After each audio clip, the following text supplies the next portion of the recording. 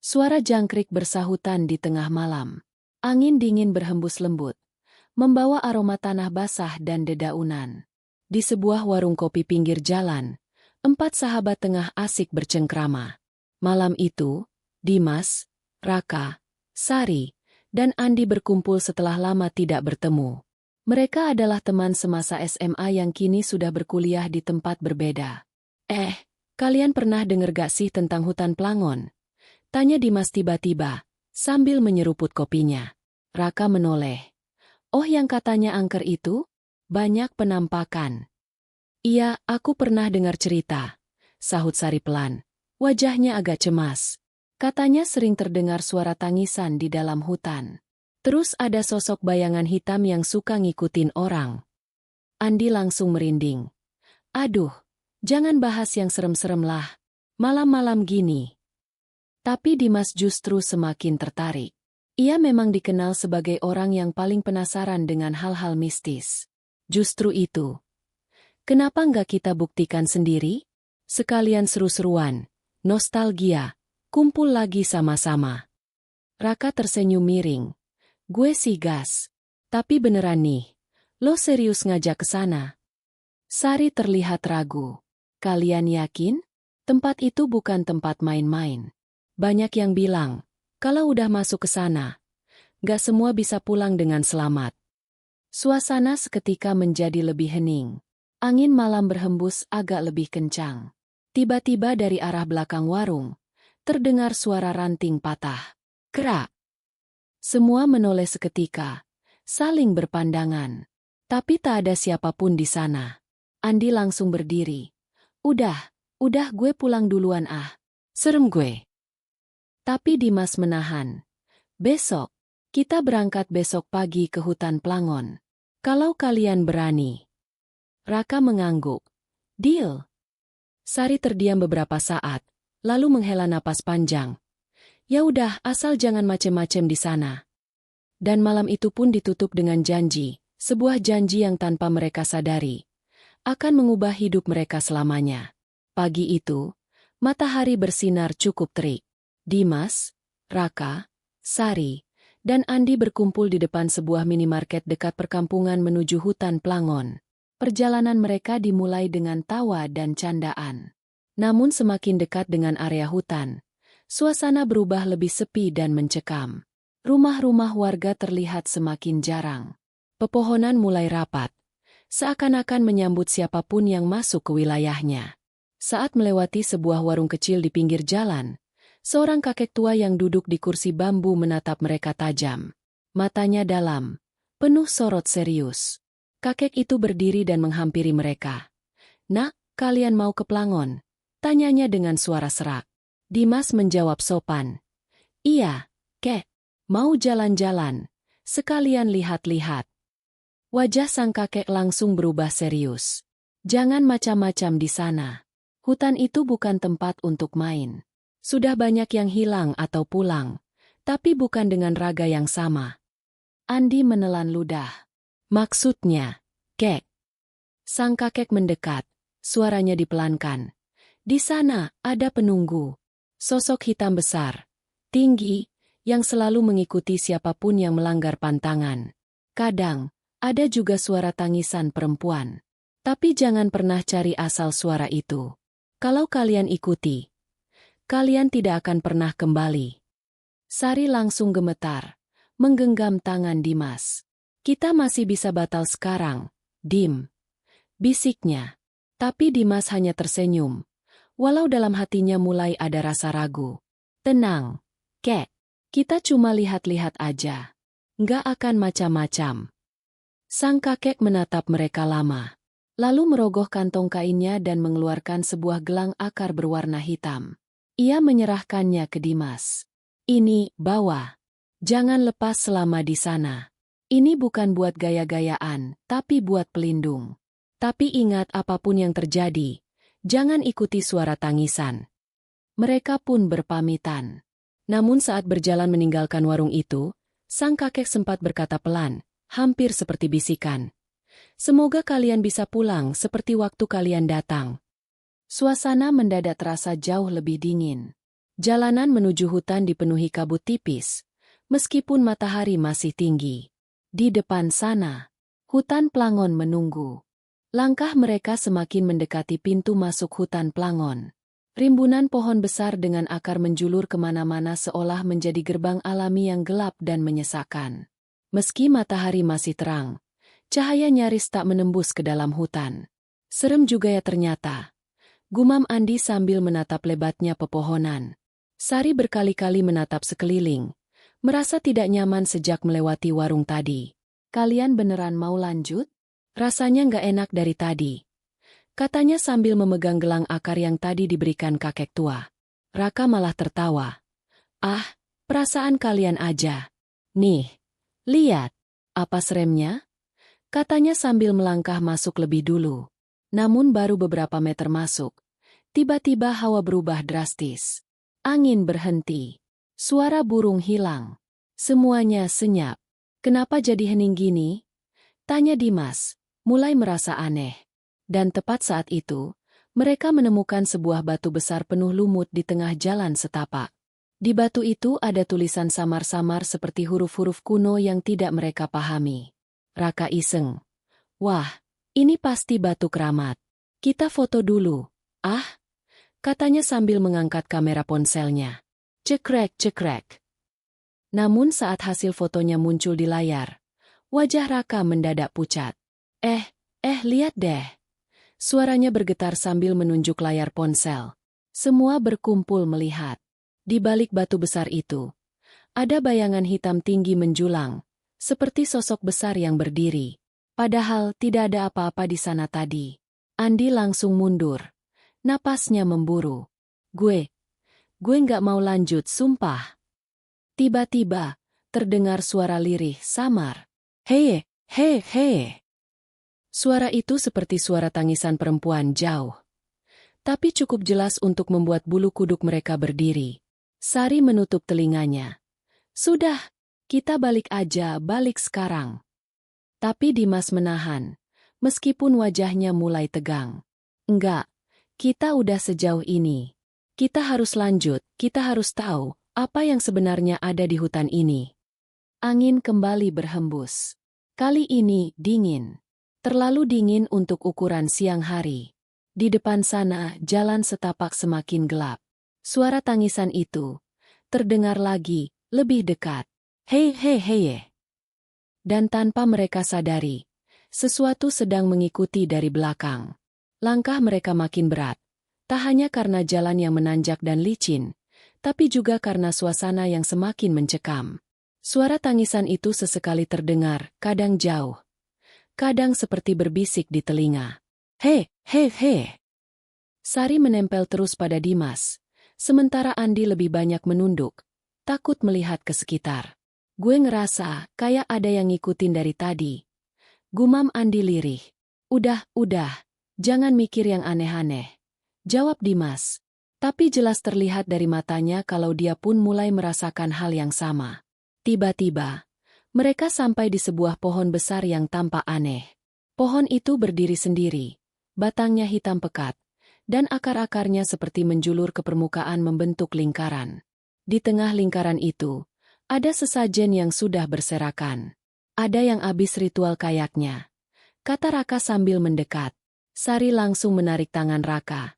Jangan deket-deket, jangan diapa-apain. Tapi Raka, seperti biasa, keras kepala. Ah, ini cuma makanan basi doang tuh. Lihat, buah-buahnya udah busuk. Katanya sambil menendang salah satu sesajen itu keluar lingkaran akar. Brak! Angin mendadak berhenti. Semua terdiam.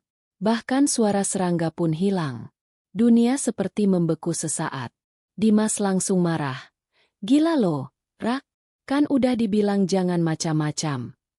Baru saja Dimas mau bicara lagi. Tiba-tiba terdengar suara langkah berat dari balik pepohonan. Duk, duk, duk. Daun-daun bergerak sendiri. Bayangan hitam besar terlihat melintas cepat di antara pepohonan. Sari menutup mulutnya menahan teriakan. Andi sudah gemetaran sambil memeluk tasnya. Gue bilang juga apa, kita pulang aja. Please, please. Tiba-tiba, suara tangisan yang tadi terdengar jauh, kini terdengar sangat dekat. Hei! Hei! Hei! Dari balik semak, sebuah bayangan hitam muncul. Tingginya hampir 2 meter, tubuhnya kabur seperti asap. Hanya matanya yang merah menyala, menatap mereka tajam. Lari! Teriak Dimas. Mereka semua panik. Berlari sekuat tenaga tanpa peduli arah.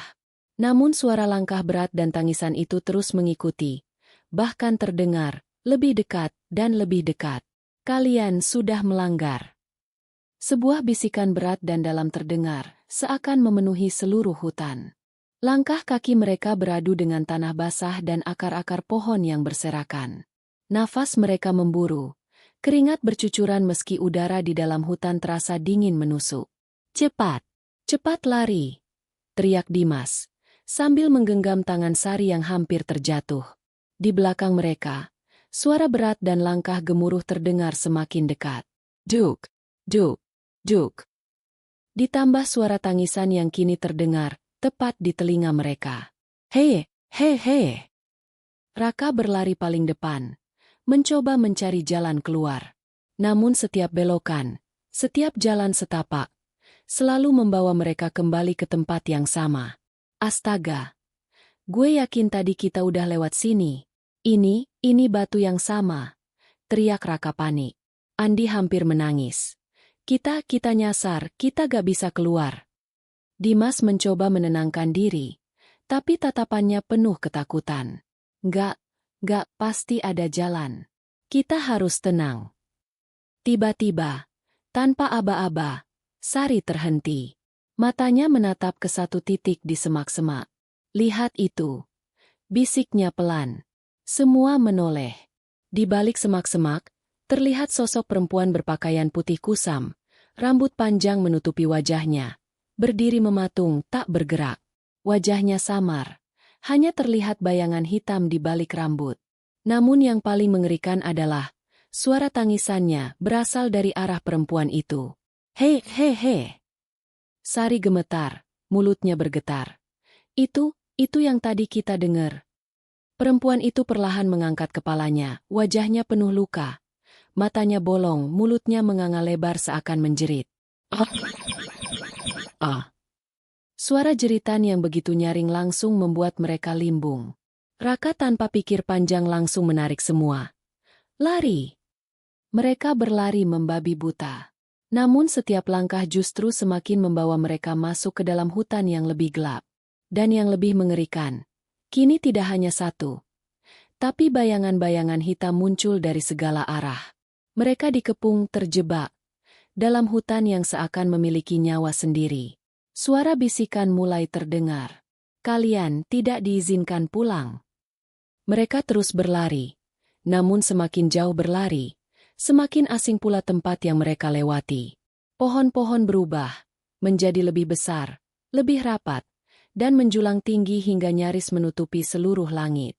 Udara berubah makin dingin dan lembab. Kabut tebal perlahan menyelimuti, hingga pandangan mereka hanya tersisa beberapa meter ke depan. Gue nggak kuat, berhenti dulu please. Andi terjatuh, napasnya ngos-ngosan, tubuhnya gemetar hebat. Dimas segera menarik Andi berdiri. Jangan berhenti, kita nggak bisa diam di sini. Mereka masih ngikutin. Namun tiba-tiba semua suara menghilang. Tak ada lagi suara langkah berat. Tak ada suara tangisan. Hening, benar-benar hening. Mereka saling pandang mencoba memastikan bahwa untuk pertama kalinya sejak tadi suara-suara itu menghilang. Kenapa jadi hening? Tanya Sari lirih. Wajahnya masih pucat. Raka menatap ke sekeliling, mencoba berpikir jernih. Mungkin kita udah jauh dari mereka. Baru saja ia selesai bicara, tiba-tiba terdengar suara. Kriek! Mereka semua menoleh ke kanan. Dari balik pepohonan muncul sebuah pintu kayu tua yang berdiri di tengah hutan. Tidak ada dinding, tidak ada bangunan, hanya sebuah pintu yang berdiri sendiri. Pintunya terbuka perlahan, mengeluarkan suara seretan yang menusuk telinga. Kalian sudah masuk, dan pintu telah tertutup. Bisikan itu terdengar tepat di belakang mereka. Mereka serentak menoleh. Kosong. Tidak ada siapapun. Namun ketika mereka menoleh ke arah jalan yang tadi mereka lalui, jalan itu menghilang. Hanya ada tembok rapat pepohonan yang seolah menutup seluruh jalan keluar. Astaga, jalannya hilang. Jalannya benar-benar hilang. Teriak Andi panik. Sari mulai menangis. Kita gak bisa keluar, kita terjebak. Dimas memegang dadanya. Jantungnya berdetak begitu keras. Ia ingat perkataan kakek tua di warung tadi. Apapun yang terjadi, jangan ikuti suara tangisan dan jangan pernah melanggar. Tapi semua itu sudah terlambat. Dari balik kabut terdengar lagi suara. Hei, hei, hei. Suara itu tidak hanya satu. Kini ada banyak suara dari segala arah. Bayangan hitam perlahan bermunculan di balik kabut, mengelilingi mereka, mendekat semakin dekat, dan hutan itu menelan mereka hidup-hidup. Mereka berdiri saling membelakangi, dikelilingi kabut tebal dan bayangan-bayangan hitam yang perlahan mendekat. Nafas masing-masing memburu. Dada terasa sesak seolah udara di hutan ini mendadak menjadi racun. Dimas, kita harus apa? Mereka makin dekat. Suara Sari bergetar. Hampir tak mampu menahan tangis. Dimas mencoba berpikir cepat. Ia menggenggam kuat gelang akar pemberian kakek tua. Tenang, pegang gelang ini. Jangan sampai lepas. Namun, suara-suara itu makin dekat, bisikan makin jelas. Kalian melanggar, kalian tidak boleh keluar. Tiba-tiba, satu bayangan hitam melompat keluar dari kabut, menghampiri Raka. Sosok itu menjulur, tangannya panjang, kurus, dengan jari-jari seperti cakar. Raka, awas! Teriak Dimas. Raka refleks menangkis, tapi tangannya seperti menembus asap. Sosok itu lenyap sesaat. Namun suara tawa berat terdengar dari atas pohon. Huahahaha. Mereka semua mendongak. Di atas dahan pohon, berdiri sosok bayangan hitam dengan dua mata merah menyala, menatap tajam ke arah mereka. Andi menjerit. Gue nggak mau di sini lagi. Gue mau pulang. Saat itulah, tanah di bawah kaki mereka tiba-tiba bergetar. Akar-akar pohon bergerak, melilit seperti ular, mencoba menangkap kaki mereka. Lompat! Lompat! Teriak Dimas. Mereka semua melompat, berlari ke arah satu-satunya celah yang tersisa di antara pepohonan. Namun, langkah mereka terhenti saat tiba-tiba mereka melihat sesuatu yang membuat bulu kuduk berdiri. Di depan sana, ada sebuah makam tua, penuh lumut, batu nisan retak, dan di depannya ada sesajen yang masih baru. Siapa yang naruh sesajen di tengah hutan kayak gini? Tanya Raka setengah berbisik. Tapi belum sempat mereka berpikir dari balik makam itu. Keluar asap hitam pekat membentuk wujud. Seorang wanita berpakaian putih, rambut panjang menjuntai, tapi wajahnya hancur, bolong. Mulutnya terbuka lebar tanpa gigi, hanya rongga hitam. Kembali. Suara jeritan itu begitu keras, membuat telinga mereka berdengung. Andi jatuh terduduk, menutupi telinganya sambil menangis. Sari berpegangan pada Dimas, hampir tak sanggup berdiri. Dim, kita gak bakal bisa keluar, kita bener-bener gak bisa keluar. Katanya dengan suara gemetar. Dimas menoleh ke sekitar, pikirannya berpacu. Harus ada jalan keluar. Harus ada. Namun di antara kabut suara tangisan itu kembali terdengar, lebih banyak, lebih dekat dan kali ini, seolah-olah, mereka berada di tengah-tengahnya. Suara tangisan makin mendekat. Bayangan-bayangan hitam melayang rendah, mengepung dari segala arah. Nafas mereka berat, tubuh lemas. Seolah-olah energi perlahan disedot habis oleh hutan itu. Andi gemetar sambil terus berzikir. Tubuhnya nyaris tak mampu berdiri. Kita nggak bakal selamat, kita bakal mati di sini. Katanya dengan suara lirih. Raka masih mencoba mencari celah. Tapi setiap arah yang dia tuju selalu berujung pada pohon besar yang sama. Pohon itu memiliki lubang besar di tengahnya, seperti pintu. Tapi pintu menuju kemana, mereka tak tahu. Dim, itu apa? Bisik Sari sambil menunjuk ke arah pohon berlubang itu. Dimas menatap tajam. Dari dalam lubang pohon itu, keluar asap tipis namun bukan asap biasa. Asap itu bergerak, membentuk bayangan, lalu perlahan membentuk wajah. Wajah seorang wanita tua, pucat, matanya kosong, bibirnya tersenyum lebar. Kalian sudah masuk, kalian tidak bisa pulang. Suara itu berat, serak, seperti berasal dari dalam tanah. Kita harus masuk ke sana. Tiba-tiba Dimas berseru. Semua menoleh. Apa? Lo gila? Masuk ke dalam sana. Bentar Raka. Dimas menggenggam gelang akar erat-erat. Gue ingat omongan si kakek. Kalau kalian nyasar, carilah pintu yang tidak terlihat manusia biasa. Gue yakin ini maksudnya. Andi memeluk lutut, wajahnya ketakutan. Kalau itu, pintu ke neraka gimana? Sari menggigit bibirnya, menahan tangis. Tapi kalau kita tetap di sini, kita juga mati atau lebih buruk. Dari balik kabut, sosok wanita bergaun putih dengan wajah hancur perlahan berjalan mendekat. Di belakangnya, ratusan bayangan hitam merayap di atas tanah, di pohon, di udara. Kembali. Kembali. Jeritan itu menggema keras. Tanah bergetar, ranting-ranting pohon patah, dan akar-akar bergerak seakan hendak mengikat mereka. Masuk. Sekarang. Dimas berteriak. Tanpa pikir panjang lagi, mereka berlari menuju lubang pohon besar itu. Satu persatu meloncat masuk. Saat tubuh mereka masuk, dunia tiba-tiba berputar cepat. Cahaya berubah jadi gelap. Suara-suara bercampur, tangisan, bisikan, jeritan, tawa mengerikan semua terdengar bersamaan. Tubuh mereka seperti ditarik, dilempar, dihantam angin dari segala arah, hingga brak. Mereka terhempas ke sebuah tempat yang bukan lagi hutan. Di depan mereka terbentang sebuah pemukiman tua, gelap, sepi, dengan rumah-rumah reot berdinding bambu yang tampak terbakar sebagian. Langit merah darah, udara panas dan bau anyir darah menyengat. Sari menutup mulutnya, matanya membelalak. Kita, di mana ini? Andi hanya mampu terisak, tubuhnya gemetar hebat. Dimas menatap sekeliling, napasnya memburu. Ini bukan dunia kita lagi. Dari kejauhan, terdengar suara berat-berat menggema. Selamat datang di dunia kami. 4 sekawan itu berdiri terpaku. Mereka benar-benar tak percaya dengan apa yang dilihat. Di depan mereka, sebuah desa tua yang mati, dipenuhi rumah-rumah rusak, dinding bambu yang bolong, atap yang nyaris runtuh, dan bau amis darah yang begitu menyengat.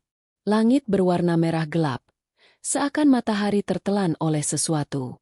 Udara panas, namun anehnya tubuh mereka justru menggigil kedinginan. Ini bukan dunia kita, gumam Dimas. Matanya tak berkedip menatap desa itu. Sari memeluk lengan Dimas erat-erat. Gimana kalau kita udah benar-benar mati? Andi terduduk di tanah, tubuhnya gemetar hebat. Gue gak mau di sini. Gue gak mau mati di sini, please. Raka mencoba menenangkan, meskipun jelas raut wajahnya ketakutan. Tenang, kita gak boleh panik, kita harus cari jalan keluar. Mereka mulai melangkah pelan ke dalam desa itu. Setiap langkah terasa berat, seolah ada ribuan mata yang mengawasi dari balik kegelapan. Tiba-tiba, terdengar suara. Kerak. Mereka menoleh ke kanan. Di balik salah satu rumah bambu, ada sesosok bayangan berdiri. Sosok itu bertubuh manusia, tapi kepalanya miring, matanya kosong, kulitnya pucat keabu-abuan, dan darah menetes dari mulutnya. Sosok itu perlahan melangkah ke arah mereka. Kembali, kalian tidak seharusnya ada di sini. Lari! Teriak Dimas.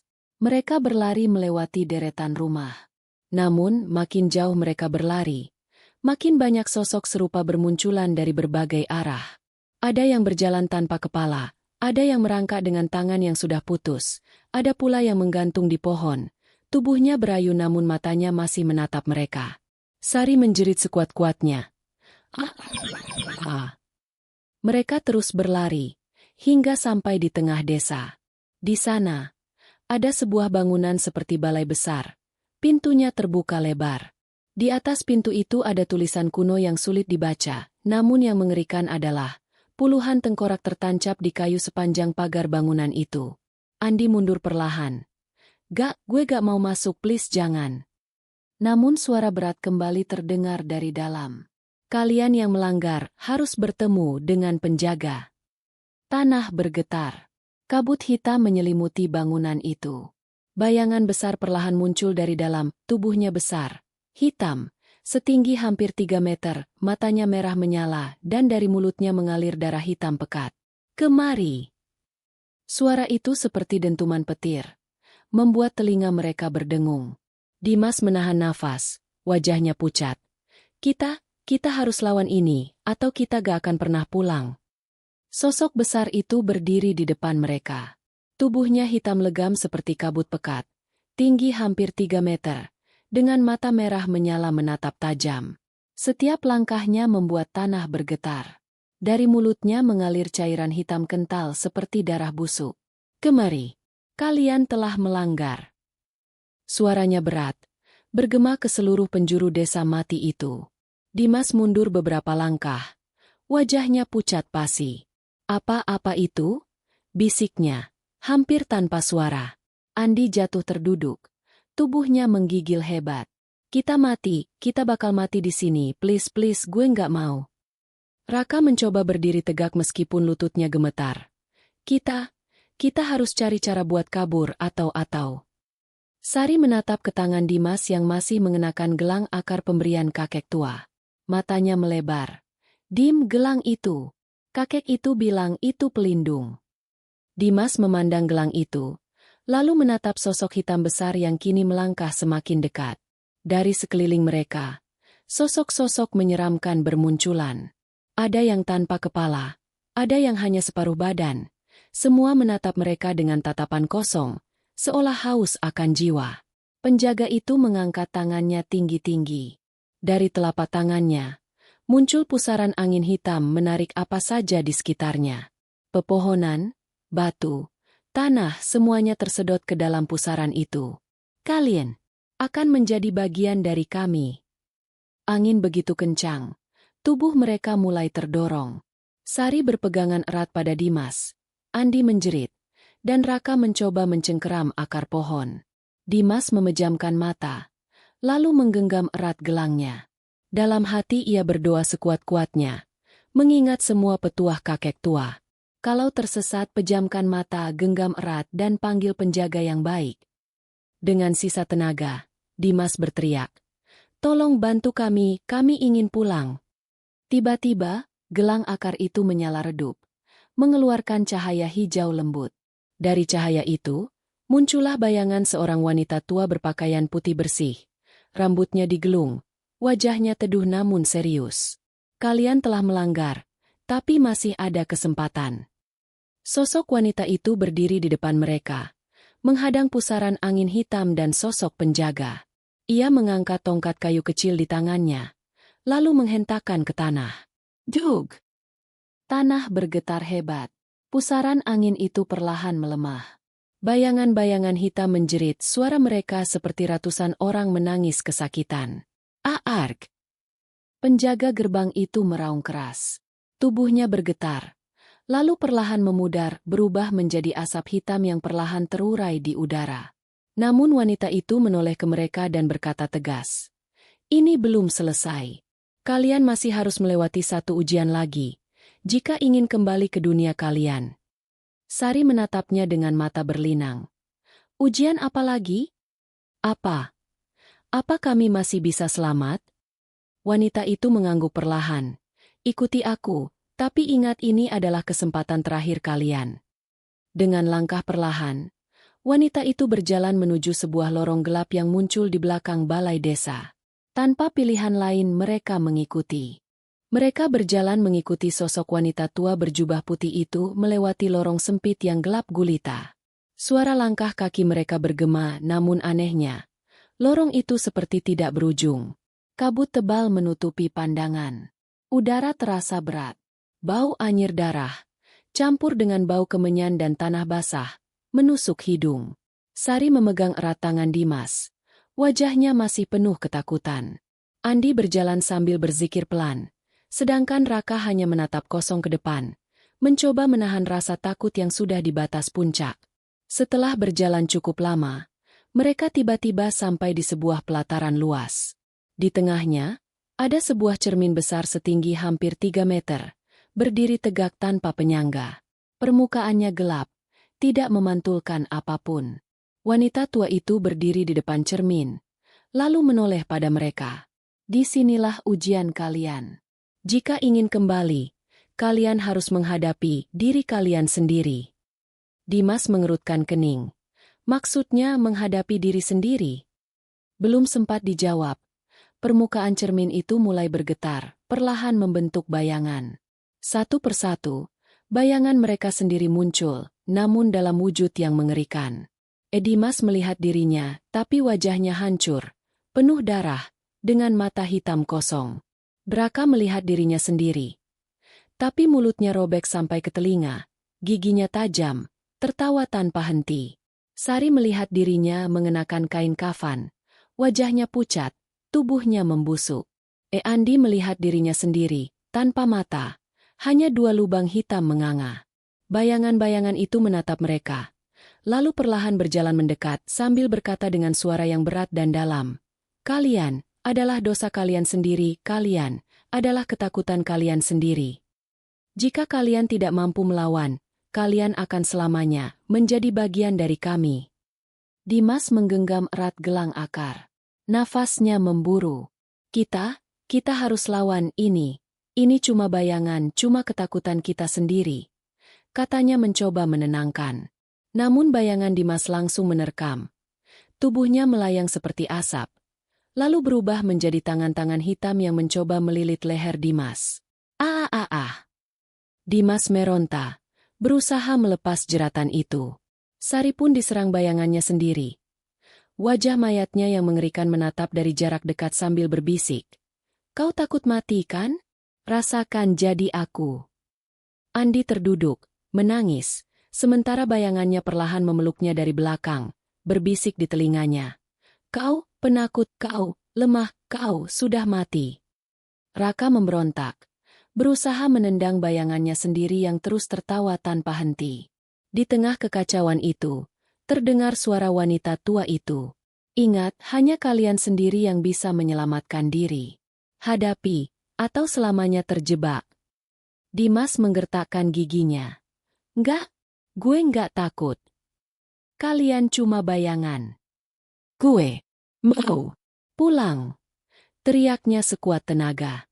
Cahaya dari gelang akar tiba-tiba menyala terang, bayangan itu menjerit, perlahan tubuhnya retak dan, bruk, hancur menjadi abu. Melihat itu, Raka, Sari, dan Andi pun mulai berani melawan. Mereka menjerit berusaha melepaskan ketakutan mereka, dan satu persatu, bayangan itu pecah menjadi serpihan abu hitam. Setelah semuanya menghilang, cermin besar itu perlahan retak. Krek, brak. Cermin itu pecah, dan dari balik retakan itu, muncul cahaya terang, membentuk sebuah lorong yang perlahan menyedot mereka. Wanita tua itu tersenyum tipis, lalu berkata, kesempatan kalian ada di sana, cepat pergi, sebelum semuanya tertutup selamanya. Tanpa pikir panjang, mereka berlari masuk ke dalam cahaya itu. Tubuh mereka terasa melayang berputar, seperti terhisap oleh kekuatan yang sangat besar. Dan, brak! Mereka terjatuh, menimpa tanah, bau dedaunan, suara jangkrik, dan mereka kembali ke hutan Plangon. Namun, sesuatu terasa tidak beres. Sari memandang sekeliling, wajahnya pucat. Dim? Andi, itu, jam berapa sekarang? Mereka semua memandang jam tangan masing-masing dan jarum jam, tidak bergerak, semuanya mati. Mereka tergeletak di tanah berlumpur. Napas masih memburu. Tubuh lemah, tapi perlahan mulai sadar bahwa mereka kini kembali ke hutan Plangon. Daun-daun bergerak pelan tertiup angin. Suara jangkrik dan burung kembali terdengar. Kabut tebal yang tadi menyelimuti perlahan menghilang. Seakan semuanya normal. Tapi, ada yang aneh. Sari berdiri gemetar sambil menatap sekeliling. Kok sepi banget? Dimas menoleh ke Raka dan Andi. Bener, kenapa gak ada suara orang? Bukannya tadi banyak pendaki juga di sekitar sini? Mereka mencoba berjalan ke arah pintu masuk hutan. Namun langkah mereka terhenti saat melihat sesuatu yang membuat darah seakan berhenti mengalir. Di pinggir jalan setapak, ada foto mereka berempat. Foto itu tertancap di atas sebuah nisan kecil dari batu, dengan sesajen yang sudah layu. Andi terdiam, mulutnya terbuka, matanya membelalak. Itu foto kita. Sari langsung mundur beberapa langkah. Wajahnya pucat pasi. Gak, ini gak benar. Raka mendekat pelan, membaca tulisan samar yang terukir di batu nisan itu. Untuk keempat jiwa yang hilang di hutan Plangon. Semoga kalian menemukan jalan pulang. Enggak. Sari menjerit histeris. Dimas segera menarik Sari menjauh.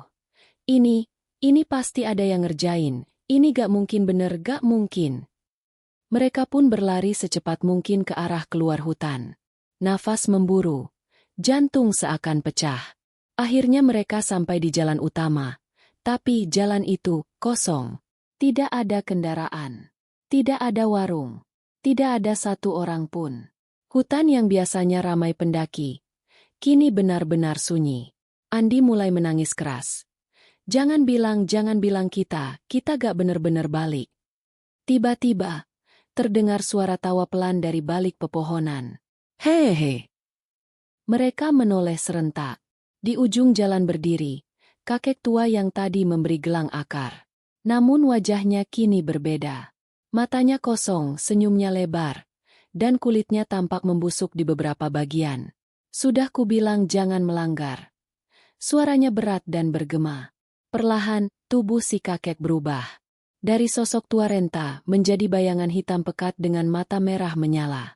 Kalian pikir bisa keluar begitu saja? Tiba-tiba, suara tangisan itu terdengar lagi. Lebih keras, lebih dekat. He. Dari balik hutan, puluhan bayangan hitam bermunculan, berjalan melayang, dan perlahan mengepung mereka. Dimas berdiri mematung. Wajahnya benar-benar pucat. Astaga, kita gak pernah benar-benar pulang. Tubuh mereka gemetar. Napas memburu. Puluhan bayangan hitam itu kini mengelilingi dari segala arah. Kita masih di sini. Kita gak pernah keluar dari kutukan ini. Lirih Dimas. Suaranya nyaris tak terdengar. Sari memegang lengan Dimas erat-erat. Air matanya bercucuran. Gue gak mau. Gue gak mau jadi bagian dari mereka. Andi jatuh terduduk sambil memeluk lutut. Mengguncang tubuhnya sendiri. Ini cuma mimpi. Ini pasti cuma mimpi. Raka berdiri mematung. Menatap sosok kakek yang kini berubah menjadi bayangan hitam besar dengan dua mata merah yang menyorot tajam ke arah mereka. Kalian sudah melanggar, sudah melihat apa yang tidak boleh dilihat, sudah mendengar apa yang tidak boleh didengar. Maka, kalian harus tinggal di sini. Selamanya. Suara itu bergema begitu keras. Tanah bergetar. Udara menjadi sangat dingin. Bayangan-bayangan hitam itu perlahan berjalan mendekat. Suara tangisan dan tawa bercampur jadi satu, membentuk suara yang begitu mengerikan. Dimas menunduk, napas tersengal, pikirannya berpacu keras. Di tangannya, gelang akar pemberian kakek tua itu masih ada. Gelang ini pernah nolong kita, apa masih bisa? Pikir Dimas. Dimas memejamkan mata, menggenggam gelang itu erat-erat. Dalam hatinya ia berdoa sekuat mungkin. Kalau memang masih ada kesempatan, tolong siapapun, tolong kami, tunjukkan jalan keluar. Tiba-tiba, gelang itu kembali menyala. Tapi berbeda dari sebelumnya. Kini cahaya yang keluar jauh lebih terang. Us! Cahaya hijau itu menyebar ke segala arah, membuat bayangan-bayangan hitam menjerit keras. Arg! Beberapa bayangan terbakar, meleleh seperti lilin. Sosok kakek yang berubah menjadi bayangan besar pun meraung marah. Tidak! Kalian tidak boleh pergi! Dari tengah lingkaran cahaya itu, perlahan muncul sebuah pintu kayu tua berdiri sendiri di tengah hutan. Pintu itu bercahaya terang, berbeda dari pintu-pintu yang mereka lihat sebelumnya. Wanita tua berjubah putih. Sosok yang pernah menyelamatkan mereka saat menghadapi penjaga neraka. perlahan muncul di depan pintu itu. Wajahnya tegas. Namun kali ini ada sedikit senyuman. Kalian masih diberi kesempatan, tapi ingat ini adalah yang terakhir. Jika kalian melanggar lagi, tidak akan ada pintu yang terbuka untuk kalian. Sari menangis sambil mengangguk. Kami janji gak akan pernah balik ke sini, gak akan pernah melanggar lagi. Tanpa pikir panjang, satu persatu mereka berlari menuju pintu itu. Saat tangan mereka menyentuh gagang pintu, terdengar suara gemuruh. Tanah bergetar lebih keras, bayangan-bayangan hitam itu berlarian mencoba mengejar. Tutup pintunya. Cepat! Teriak Raka. Begitu mereka semua masuk, Dimas mendorong pintu sekuat tenaga. Brak! Pintu itu tertutup rapat dan semua sunyi. Gelap sejenak. Lalu perlahan, terdengar suara burung, angin, dan suara riuh manusia. Mereka membuka mata. Kini mereka berada di pelataran parkir hutan Plangon. Semua normal. Ada orang lalu lalang. Ada warung-warung. Ada kendaraan. Matahari bersinar cerah. Andi menatap sekeliling dengan wajah bingung. Kita beneran balik? Ini beneran? Sari langsung menangis, memeluk Dimas. Kita selamat. Raka terduduk, memegang kepala. Napas tersengal. Gue gak mau pernah kesini lagi. Seumur hidup gue. Dimas masih menatap gelang di tangannya. Perlahan gelang itu retak. Lalu pecah menjadi debu. Tanda itu udah gak bisa dipakai lagi. Gumamnya pelan. Tapi, tanpa mereka sadari dari balik pohon di kejauhan, ada sepasang mata merah yang masih memperhatikan mereka. Dan, suara tangisan itu terdengar samar. He. Mereka berjalan cepat keluar dari area parkiran hutan Plangon, tanpa menoleh sedikit pun. Nafas masih terengah. Jantung berdetak tak beraturan. Sari masih terus menangis. Sementara Andi berulang kali melirik ke belakang dengan wajah pucat. Raka menahan napas. Mencoba tetap tenang. Meski kakinya gemetar. Cepet jalan, kita harus jauhin tempat ini. Sesampainya di depan warung yang tadi mereka singgahi sebelum masuk hutan, mereka tertegun. Warung itu tutup. Tak ada siapapun. Sepi. Bahkan lahan parkir yang tadinya ramai, kini hanya ada beberapa kendaraan berdebu seperti sudah lama ditinggalkan. Dimas menatap ke sekitar. Napasnya tercekat. Kok jadi sepi begini? Tiba-tiba, terdengar suara tawa lirih dari balik pohon. Hehehe. Mereka menoleh serempak. Tepat di bawah pohon besar itu, berdiri sesosok wanita berambut panjang, mengenakan kain putih kusam. Kepalanya menunduk. Rambutnya menutupi wajah. Tangannya panjang menjuntai ke tanah. Dan kakinya tidak menapak. He. Suara tangisan itu kembali terdengar. Lebih jelas, lebih dekat. Astaga, dia ngikut. Teriak Andi panik. Sosok wanita itu perlahan mengangkat kepalanya, menampakkan wajahnya yang bolong di bagian mata dan mulut. Hanya rongga hitam yang menganga. Darah hitam menetes dari wajahnya. Kalian tidak bisa pergi. Bayangan hitam tiba-tiba keluar dari balik tanah. Menjulur seperti tangan-tangan panjang yang mencoba meraih kaki mereka. Lari! Teriak Dimas. Mereka semua berlari secepat mungkin menuju jalan raya. Nafas tersengal, keringat bercucuran, tubuh gemetar. Namun anehnya, seberapa jauh mereka berlari, mereka tetap kembali ke tempat yang sama. Sari mulai histeris. Enggak. Ini kayak muter terus. Raka memukul dadanya sendiri, wajahnya frustasi. Ini semacam lingkaran setan. Dimas berhenti sejenak. Lalu mengingat sesuatu. Kita harus balik ke tempat pertama kita masuk, ke gerbang hutan. Mungkin itu satu-satunya cara keluar. Mereka langsung balik arah, menembus jalan setapak yang sudah mulai tertutup rumput dan ilalang. Namun semakin dekat ke gerbang hutan, suara-suara itu semakin jelas. Kembali. Kalian, milik kami. Kabut tebal muncul kembali. Tanah bergetar. Pohon-pohon mengeluarkan suara retakan seperti akan tumbang. Dan, dari balik kabut, muncul bayangan hitam yang lebih besar. Lebih menyeramkan dari sebelumnya. Tingginya lebih dari 5 meter. Bertanduk, matanya merah menyala. Tubuhnya seperti asap pekat yang terus bergerak. Kalian tidak pernah bisa keluar dari sini. Mereka saling tatap, ketakutan panik. Namun di satu sisi, mereka sadar ini adalah pertarungan terakhir. Dimas menggertakkan gigi. Kalau memang harus lawan, lawan sekarang. Sosok raksasa hitam itu berdiri menjulang tinggi. Tubuhnya seperti asap pekat, bertanduk besar, dengan mata merah menyala. Setiap hembusan napasnya mengeluarkan kabut hitam bercampur bau busuk dan amis darah. Bayangan-bayangan kecil lain mulai merayap dari tanah, pepohonan, dan kabut. Mereka semua bergerak mendekat, perlahan mengepung keempat sahabat itu. Kalian, milik kami. Suara itu menggema seperti petir yang memecah langit. Tanah bergetar. Pepohonan berderak seakan-akan tumbang.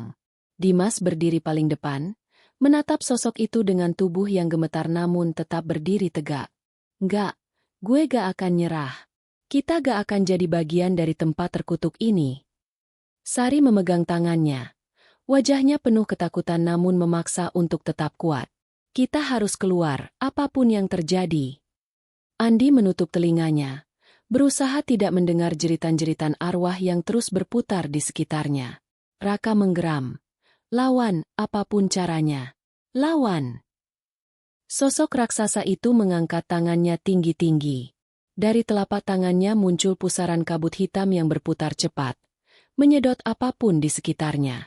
Batu-batu beterbangan, ranting-ranting tercabut, tanah terangkat, dan mereka semua mulai terseret oleh kekuatan itu. Argeg. Tangan-tangan hitam dari tanah menjulur, mencoba melilit kaki mereka. Dimas berteriak, "Pegang tangan gue! Cepat!" Semua saling berpegangan erat. Tapi kekuatan pusaran itu terlalu besar. Tubuh mereka mulai terangkat. Tiba-tiba, di dada Dimas terasa panas. Ia membuka baju bagian dada, dan di sana, bekas gelang akar yang sudah pecah menyala lagi, membentuk simbol akar bercahaya hijau. Ini kesempatan terakhir kita. Dimas menutup mata, menggenggam kedua tangannya, dan berteriak sekuat tenaga. Kami tidak takut. Kami bukan milik kalian. Cahaya hijau itu semakin terang menyebar seperti ledakan ke segala arah. Wuus! Bayangan-bayangan hitam langsung terbakar. Jeritan mereka mengerikan, seperti ribuan suara bercampur jadi satu. Areg! Sosok raksasa itu meraung keras. Tubuhnya mulai retak, bercahaya. Lalu, duar! Meledak menjadi abu yang tersebar ke udara, disertai suara seperti ribuan kaca pecah. Kabut tebal menghilang. Suara tangisan, suara tawa, semua perlahan menghilang. Mereka jatuh terduduk, napas tersengal. Hutan kini kembali seperti semula. Hanya suara angin dan daun yang terdengar. Dimas menatap sekeliling. Matanya masih berkaca-kaca. Kita berhasil? Sari menangis, memeluk Dimas erat. Kita selamat, beneran selamat. Andi terduduk sambil memandang ke langit. Ya Tuhan, akhirnya. Raka berdiri, menatap ke sekitar dengan napas berat. Gue gak akan pernah balik ke tempat ini lagi seumur hidup gue. Perlahan, di depan mereka muncul lagi pintu kayu tua yang sama seperti sebelumnya. Namun kali ini pintu itu terbuka lebar, memperlihatkan cahaya terang dan suara-suara dari dunia nyata. Suara kendaraan, suara orang-orang berbicara, suara kehidupan normal. Tanpa pikir panjang, mereka semua berlari ke arah pintu itu. Begitu mereka melewati, brak! Pintu itu menutup sendiri, lalu hancur menjadi debu, menghilang tanpa jejak. Mereka kini berdiri di area parkiran hutan Plangon. Orang-orang ramai berlalu lalang. Warung-warung kembali buka. Suasana benar-benar seperti biasa. Sari menangis, memeluk Dimas. Andi sujud ke tanah, bersyukur sejadi-jadinya. Raka hanya berdiri terdiam, menatap hutan dengan tatapan ngeri. Namun, di balik rasa lega itu, Dimas melirik ke pergelangan tangannya. Simbol akar yang tadi menyala, perlahan menghilang. Tapi bekasnya tetap tertinggal. Seperti sebuah peringatan. Matahari mulai meninggi. Suasana di area parkiran hutan Plangon tampak normal. Warung-warung berjejer.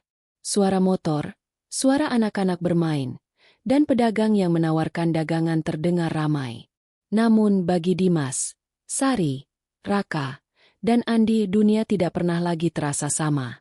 Mereka berdiri terpaku, menatap hutan yang kini terlihat begitu tenang, seakan tidak pernah terjadi apapun di sana. Andi memegang kepalanya.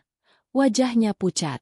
Sumpah gue bener-bener gak ngerti ini nyata, apa cuma mimpi buruk. Raka duduk di tanah, memeluk lututnya. Matanya kosong. Gue, beneran nyerah, ini terlalu gila buat gue. Sari menatap Dimas, menggenggam erat tangannya. Kita selamat kan? Kita beneran udah keluar? Suaranya gemetar, nyaris berbisik. Dimas memandang ke pergelangan tangannya. Bekas simbol akar itu memang memudar, tapi masih samar terlihat. Ia mengangguk pelan. Kita udah keluar tapi sesuatu dari sana kayaknya masih ikut sama kita. Mereka berjalan pelan meninggalkan area hutan. Namun sepanjang perjalanan, ada satu hal yang mereka sadari. Semua orang tidak memperhatikan mereka. Pedagang tidak menoleh. Orang-orang berlalu lalang tanpa melirik mereka sama sekali. Bahkan saat mereka mencoba menyapa seseorang, orang itu hanya berjalan terus, seakan mereka tidak terlihat. Andi mulai panik. Dim. Sar, kok mereka gak lihat kita? Kok mereka cuek aja? Sari mulai menangis lagi. Jangan bilang kita. Raka berdiri terpaku. Nafasnya memburu. Enggak. Jangan bilang kita. Mazer. Tiba-tiba suara tawa lirih terdengar lagi. Hehehe. Mereka semua menoleh serempak. Di balik pohon besar di ujung jalan, ada sesosok bayangan berdiri.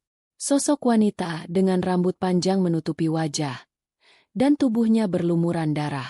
Wanita itu perlahan melangkah, sambil berbisik pelan namun tajam. Kalian pikir kutukan itu semudah itu selesai? Bayangan itu perlahan memudar, meninggalkan hanya suara. Kami selalu mengawasi kalian. Dimas memeluk Sari erat-erat. Wajahnya tegang. Kita harus pergi dari sini. Mereka segera menuju motor mereka, menyalakan mesin dengan tangan gemetar, dan tancap gas secepat mungkin meninggalkan kawasan Plangon. Namun, saat kaca spion menyorot ke belakang, Dimas melihat sesuatu. Di pinggir jalan, tepat di gerbang hutan, ada 4 nisan kecil. Dan di atas masing-masing nisan itu, terpajang foto mereka berempat. Motor melaju kencang di jalanan. Suara mesin meraung seakan menandakan kegelisahan mereka. Dimas, Sari, Andi, dan Raka tak saling bicara. Pikiran mereka kalut. Yang ada di kepala hanya satu. Lari sejauh mungkin dari hutan Plangon. Namun, rasa lega itu hanya bertahan sebentar. Begitu mereka mulai memasuki daerah pemukiman, suasana kembali terasa aneh. Jalanan yang biasanya ramai, kini tampak lebih sepi. Orang-orang yang mereka lewati berjalan tanpa ekspresi, dengan tatapan kosong. Dimas melirik kaca spion, dan hatinya langsung tercekat. Astaga! Di belakang, di ujung jalan, sesosok bayangan hitam tinggi besar berdiri diam. Menatap mereka. Matanya merah menyala. Sari yang duduk di belakang Dimas ikut menoleh. Ya Tuhan! Dia ngikut. Andi yang mengendarai motor satunya hampir oleng. Jangan bilang, kita dibawain kutukan ini ke rumah. Setibanya di rumah masing-masing, anehnya, semuanya terlihat normal. Keluarga mereka ada. Tetangga ada. Aktivitas berjalan seperti biasa. Tapi, hanya mereka yang tahu bahwa sesuatu ikut pulang bersama mereka. Malam pertama setelah pulang, Dimas terbangun pukul 2 dini hari. Suara itu kembali terdengar. Hei, hei, hei. Ia melihat ke jendela, dan hampir pingsan saat melihat sesosok wanita berambut panjang berdiri di bawah pohon depan rumahnya. Rambutnya menutupi wajah. Tubuhnya penuh luka dan darah. Kembali, bisiknya, diikuti tawa pelan. Hehehe. Dimas buru-buru menutup gordennya. Tubuh gemetar, wajahnya pucat. Gak, ini belum selesai. Sementara itu di rumah Andi, suara langkah kaki terdengar di atap. Deuge, deuge, deuge. Disertai suara goresan di dinding kamar. Andi menutup kepala dengan bantal. Tubuhnya gemetar. Gue gak mau lihat lagi. Di rumah Sari, jam dinding tiba-tiba berhenti. Lampu kedap-kedip. Di cermin, tiba-tiba muncul bayangan hitam berdiri tepat di belakangnya. Hei, hei, hei. Sari menjerit sekencang-kencangnya hingga seluruh keluarga terbangun. Tapi, saat mereka memeriksa, tidak ada apa-apa. Di rumah Raka, suara ketukan di pintu terdengar berkali-kali. Tok, tok, tok. Namun begitu dibuka, kosong. Tapi ketika ia menoleh ke jendela, ada wajah pucat tanpa mata menempel di kaca. Kembali. Raka jatuh terduduk. Wajahnya pucat seperti mayat. Malam itu, keempatnya sama-sama sadar. Kutukan hutan Plangon telah ikut pulang. Dan mungkin tidak akan pernah pergi. Pagi itu, keempatnya berkumpul di rumah Dimas. Wajah mereka pucat. Mata cekung dengan kantung hitam jelas terlihat akibat tidak tidur semalaman karena teror makhluk gaib. Sari duduk sambil memeluk lutut. Sesekali menatap jendela dengan cemas. Andi mondar-mandir tak karuan. Sementara Raka hanya diam menatap lantai tanpa suara. Dimas meletakkan buku catatan di meja. Kita gak bisa diam aja, ini gak bakal selesai kalau kita gak cari tahu apa yang sebenarnya terjadi. Raka mendongak pelan. Wajahnya penuh kelelahan. Tapi, cari kemana? Siapa yang ngerti soal ginian? Semua yang kita alami, udah di luar nalar. Andi menyela. Gue semalam sempet cari info soal Plangon. Ada satu nama yang sering muncul di forum-forum cerita horor. Namanya Mbah Darmo. Katanya dia dukun tua yang udah puluhan tahun jadi juru kunci gaib daerah situ. Dimas langsung berdiri. Kita harus ke sana. Sekarang juga. Sari menatap Dimas dengan ragu. Tapi, kalau kita balik lagi ke daerah situ, gimana kalau mereka udah nunggu kita? Semua saling bertatapan. Wajah mereka penuh keraguan, namun di sisi lain, mereka sadar. Kalau gak segera mencari solusi, kutukan ini bisa membunuh mereka. Mereka berempat naik motor menuju desa di pinggiran Cirebon. Lokasi yang disebut-sebut sebagai tempat tinggal Mbah Darmo. Namun, sepanjang perjalanan, selalu ada bayangan hitam yang terlihat di kaca spion. Kadang berdiri di pinggir jalan, kadang di atas pohon, kadang melintas cepat seperti kabut hitam. Sari menutup wajahnya dengan tangan, menangis. Mereka benar-benar ngikut terus. Akhirnya, mereka sampai di sebuah desa terpencil. Rumah-rumah berdinding kayu. Sebagian masih menggunakan anyaman bambu. Suasana sepi, seperti tidak ada kehidupan. Sampai mereka menemukan sebuah rumah tua di ujung desa. Rumah itu dipenuhi sesajen, bunga-bunga kering, dan bau kemenyan yang menyengat. Dari dalam, terdengar suara batuk berat seorang lelaki tua. Siapa yang nyari Mbah Darmo? Suara itu berat, serak, namun terdengar sangat kuat. Pintu rumah terbuka sendiri. Krek. Di dalam, duduk seorang kakek tua dengan rambut putih panjang, berjubah hitam, dan mata yang tajam seakan bisa menembus jiwa. Mbah Darmo menatap mereka lekat-lekat. Lalu berkata dengan suara berat, "Kalian membawa mereka ke sini." Mbah Darmo berdiri perlahan, memegang tongkat kayu yang ujungnya berisi lilitan kain merah. Ia menatap ke arah belakang mereka. Hehehe, mereka sudah menempel pada kalian. Mereka tidak akan melepaskan kecuali. Kecuali apa, Mbah? Teriak Raka, hampir putus asa. Mbah Darmo menatap tajam, lalu berkata pelan, namun menusuk. Kecuali salah satu dari kalian menyerahkan diri menjadi tumbal. Atau, kalian harus kembali ke asal mula kutukan ini dan menghancurkan penjaga gerbang kematian yang mengikat roh-roh itu. Semua langsung terdiam. Suasana menjadi sangat mencekam. Hening. Tak ada satupun dari mereka yang bicara. Suasana di dalam rumah Mbah Darmo terasa begitu tegang. Hanya suara gemeretak kayu dan desiran angin yang terdengar dari celah dinding bambu. Mbah Darmo menatap tajam keempatnya. Pilihannya cuma dua, katanya dengan suara berat. Satu, salah satu dari kalian menyerahkan diri, menjadi tumbal bagi penjaga gerbang kematian. Itu akan memutus ikatan kutukan bagi yang lainnya. Dua, kalian semua kembali ke tempat itu, menghadapi penjaga gerbang kematian, dan menghancurkan sumber kutukan. Sari langsung menangis keras, memeluk Dimas. Enggak. Enggak ada yang boleh jadi tumbal. Enggak ada. Andi berdiri, wajahnya pucat. Gila ini gila, kita gak mungkin balik lagi ke sana, kita hampir mati waktu itu. Raka menatap lantai, wajahnya keras, rahangnya mengatup rapat. Tapi, kita juga gak bisa ngorbanin siapapun dari kita. Dimas mengepalkan tangan, menatap Mbah Darmo. Kalau kita pilih buat lawan, apa ada cara? Mbah Darmo menghela napas berat. Ia membuka laci meja, lalu mengeluarkan sebuah kotak kayu tua berukir simbol-simbol kuno. Ia membukanya pelan. Di dalamnya ada 3 benda. Sebuah keris kecil berwarna hitam legam. Kalung dari akar pohon beringin tua. Sebungkus kain merah berisi bunga-bunga kering dan dupa hitam.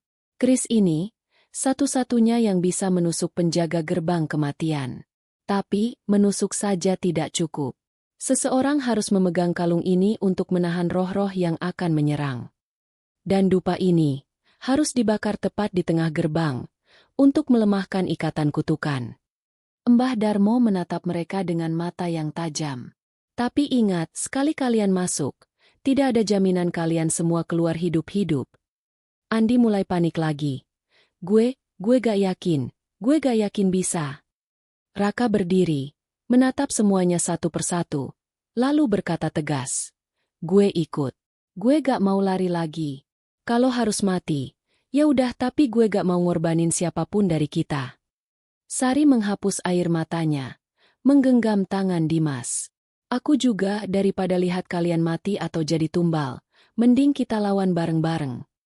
Dimas menatap semuanya, mengangguk pelan. Oh, kita lawan. Bareng-bareng. Sampai habis. Mbah Darmo tersenyum tipis, lalu mengangguk. Bagus. Kalian lebih berani dari banyak orang yang pernah datang ke sini. Tapi ingat, waktu kalian hanya sampai malam nanti. Gerbang kutukan hanya terbuka di malam Jumat Kliwon dan itu. Mbah Darmo melirik jam dinding. Malam ini. Semua langsung menegang. Wajah pucat. Nafas tercekat. Bersiaplah, malam ini. Kalian akan masuk ke neraka yang kalian sendiri bangunkan. Langit mulai gelap. Awan hitam menutupi bulan. Angin malam terasa lebih dingin dari biasanya, membawa aroma anyir yang begitu menusuk. Keempat sahabat itu, Dimas, Sari, Raka, dan Andi, berdiri di depan pintu gerbang hutan Plangon. Tangan mereka gemetar, namun tekad di hati sudah bulat. Di tangan Dimas, tergenggam erat keris hitam legam. Raka membawa kalung akar pohon beringin, sedangkan Andi menggenggam bungkusan dupa hitam yang sudah dililit dengan kain merah.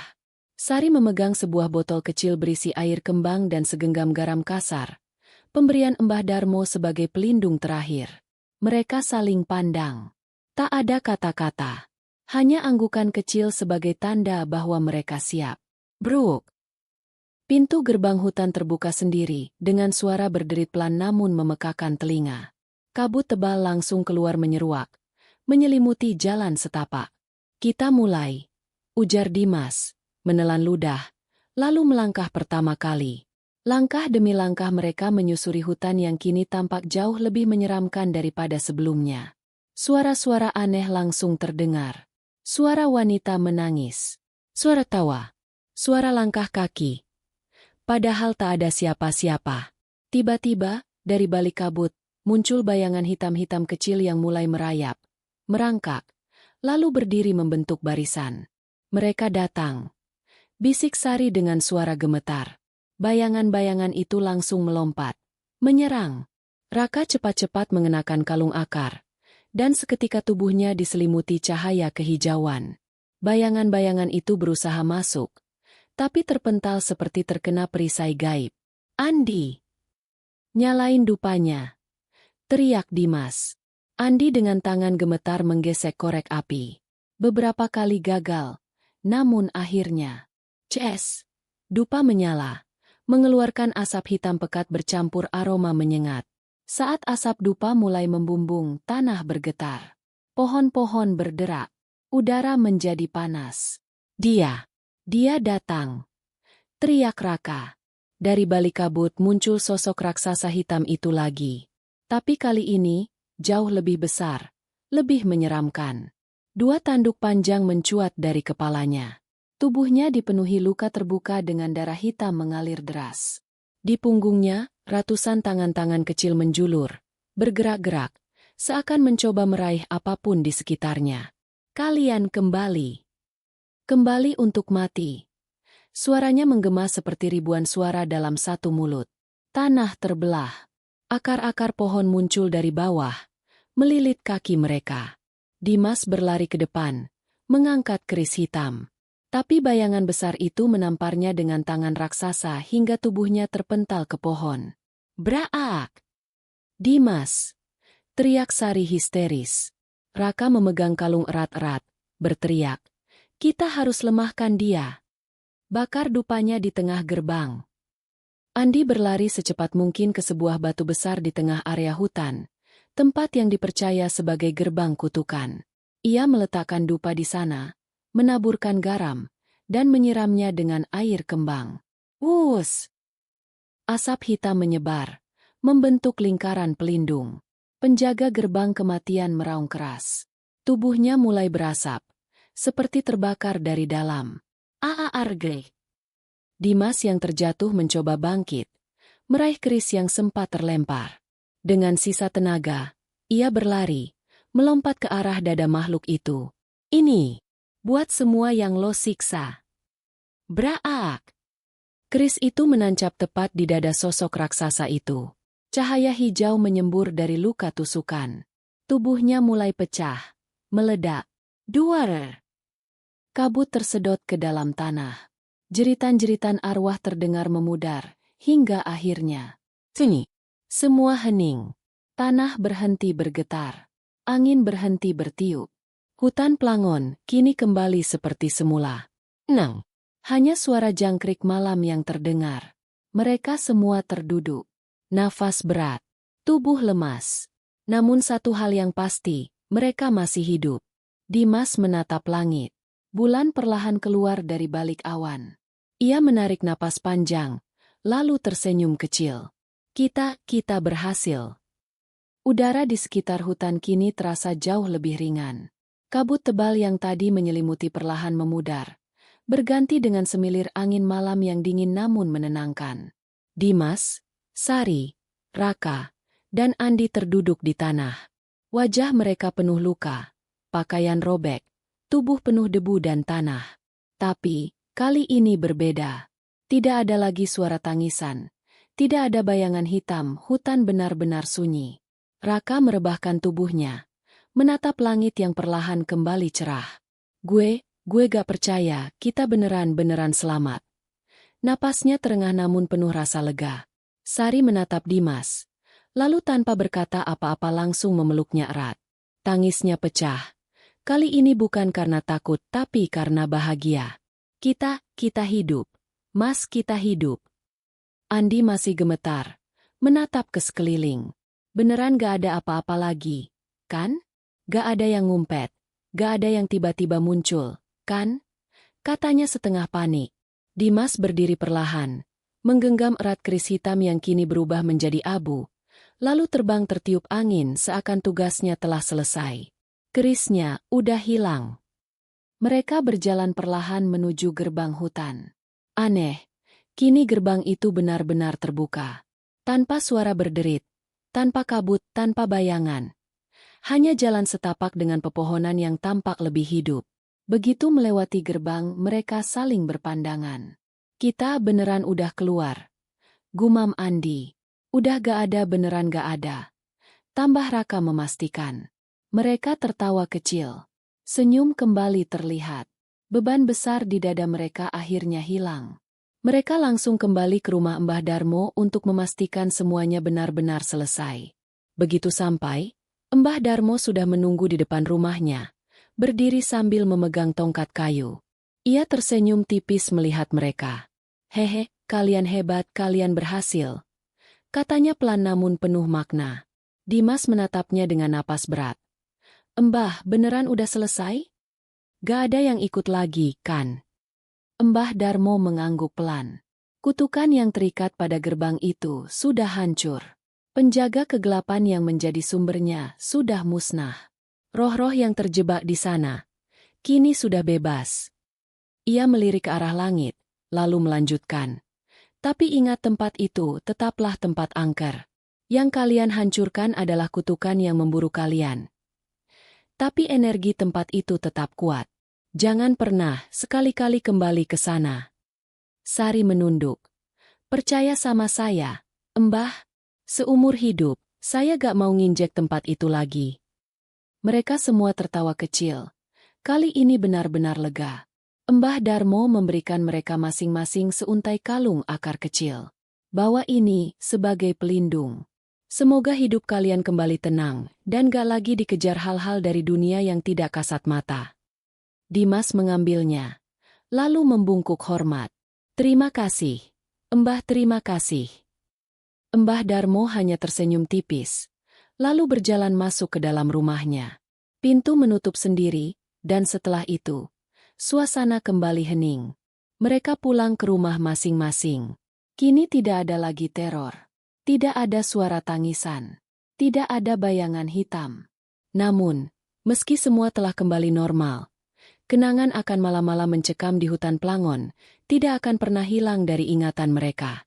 Dan satu hal yang mereka pelajari, ada tempat-tempat di dunia ini yang memang tidak seharusnya didatangi. Sudah seminggu berlalu sejak mereka berhasil menghancurkan kutukan di hutan Plangon. Hari-hari mereka perlahan kembali normal. Tak ada lagi suara tangisan di tengah malam, tak ada bayangan hitam yang mengikuti, dan tak ada lagi mimpi buruk. Dimas kembali bekerja seperti biasa. Namun, satu hal yang berubah. Ia menjadi lebih sering melirik ke arah jendela, seolah memastikan tidak ada sesuatu yang berdiri di sana. Sari mulai kembali menjalankan aktivitas sehari-hari. Namun, trauma itu masih ada. Saat sendirian di rumah, ia selalu memastikan semua cermin ditutup dengan kain, dan lampu tidak pernah dimatikan sepenuhnya. Andi, ia berubah paling drastis. Biasanya ia dikenal sebagai sosok yang paling konyol dan suka bercanda. Kini, Andi menjadi lebih pendiam. Ia sering merenung, menatap kosong keluar jendela, seakan pikirannya masih terjebak di sana. Sedangkan Raka, pria keras kepala itu kini menjadi lebih religius.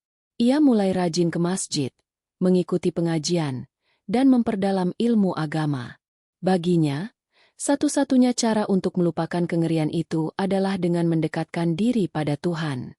1 minggu setelah kejadian itu, mereka kembali berkumpul di sebuah warung kopi langganan. Duduk melingkar, menyeruput kopi. Namun kali ini pembicaraannya jauh dari kata bercanda. Sumpah, gue masih sering mimpi, bro. Ucap Andi, mengaduk kopinya. Mimpi kabut, mimpi suara tangisan, tapi pas gue bangun, gak ada apa-apa. Raka mengangguk pelan. Gue juga. Tapi menurut gue, itu cuma trauma. Gak lebih. Sari menarik nafas. Kadang-kadang gue ngerasa kayak ada yang ngeliatin. Tapi gue coba yakinin diri sendiri. Itu cuma perasaan. Dimas menatap mereka satu persatu. Lalu tersenyum tipis. Iya. Mungkin memang gak akan pernah sepenuhnya hilang dari pikiran kita. Tapi yang penting kita hidup. Kita selamat. Mereka semua terdiam sejenak. Lalu Raka membuka suara, sambil menatap serius ke arah mereka. Gue cuma mau bilang satu hal. Mulai sekarang jangan ada lagi yang aneh-aneh, jangan coba-coba datengin tempat aneh, apalagi yang udah jelas-jelas angker. Semua langsung tertawa kecil, walaupun masih dengan bayang-bayang trauma. Setuju, kata mereka serempak. Namun, di tengah tawa itu, tanpa mereka sadari, di pojok warung, di kursi paling belakang yang kosong terlihat bayangan hitam duduk, menghadap ke mereka. Bayangan itu samar, nyaris tidak terlihat, tapi cukup jelas bagi mata yang peka. Bayangan itu tidak bergerak, hanya duduk diam, mengusik. Lalu perlahan bayangan itu menghilang. Mereka mungkin telah bebas dari kutukan, namun satu pelajaran yang mereka pahami.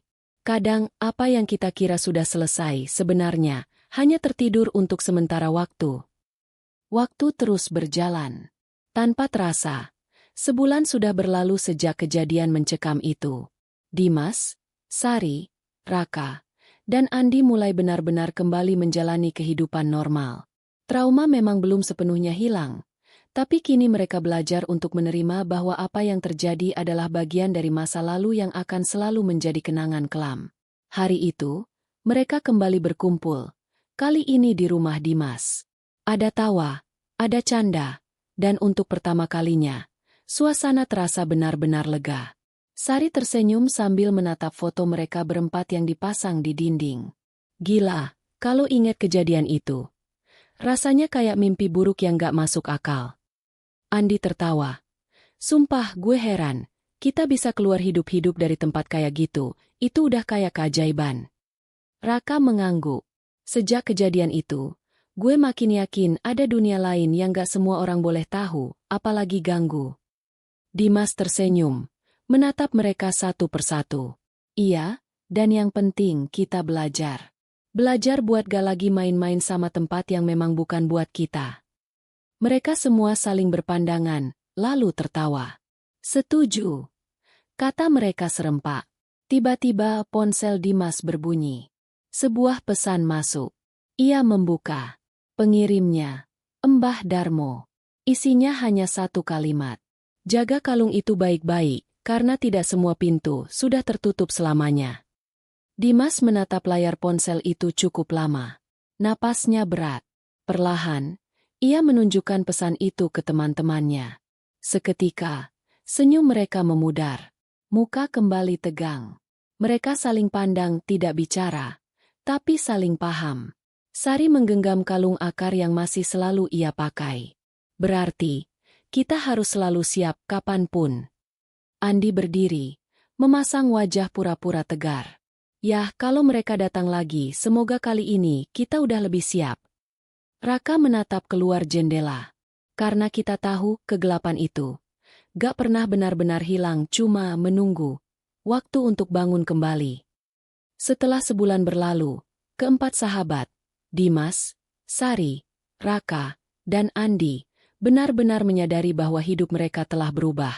Mereka tidak lagi seperti dulu, tidak lagi sekedar anak muda yang suka tantangan tanpa berpikir panjang. Kini mereka paham bahwa dunia ini tidak hanya dihuni oleh manusia, tapi juga oleh sesuatu yang tidak terlihat, tidak bisa dijelaskan, dan tidak seharusnya dicampuri. Sejak mereka berhasil menghancurkan penjaga gerbang kematian, tidak ada lagi gangguan. Suara tangisan, bayangan hitam, atau mimpi buruk yang dulu selalu hadir benar-benar menghilang. Mbah Darmo pun mengonfirmasi bahwa energi gelap yang mengikat hutan Plangon sudah hancur. Roh-roh yang terjebak di sana kini telah bebas. Tidak lagi menjadi mangsa dari kutukan yang diwariskan ratusan tahun lalu. Meski begitu, hutan Plangon tetaplah tempat yang angker. Bukan karena kutukan, tapi karena tempat itu adalah gerbang antara dunia nyata dan dunia gaib. Tempat yang menjadi batas tipis antara dua alam yang tidak seharusnya bersentuhan. Masyarakat sekitar kini kembali beraktivitas. Namun mereka tetap menjaga pantangan-pantangan lama. Jangan sembarangan bicara kasar di hutan. Jangan mengganggu tempat-tempat yang dianggap keramat. Jangan pernah masuk ke hutan saat malam tiba. Dimas menjadi lebih religius dan lebih bijak dalam hidup. Sari membuka usaha kecil yang fokus pada kerajinan spiritual, seperti gelang akar pelindung atau kalung anti-energi negatif. Raka sering menjadi narasumber di forum-forum spiritual dan cerita horor, berbagi pengalaman dan mengedukasi orang lain untuk tidak sembarangan menantang hal-hal gaib. Sementara Andi, meski masih suka bercanda, ia jadi lebih peka dan berhati-hati dengan apapun yang berhubungan dengan dunia tak kasat mata. Ingat, bukan hanya hutan Pelangon yang menyimpan misteri. Masih banyak tempat lain yang menjadi batas antara dunia kita dan dunia mereka. Tapi selama kalian hidup dengan niat baik, tidak sombong, dan tidak merusak, mereka tidak akan mengganggu. Mereka tidak hanya selamat, tapi juga menjadi manusia yang lebih menghargai kehidupan. Mereka sadar bahwa rasa penasaran itu penting, tapi harus diiringi dengan batasan, rasa hormat, dan kesadaran bahwa tidak semua misteri layak untuk dipecahkan. Karena ada pintu-pintu yang jika dibuka, tidak akan pernah bisa ditutup kembali.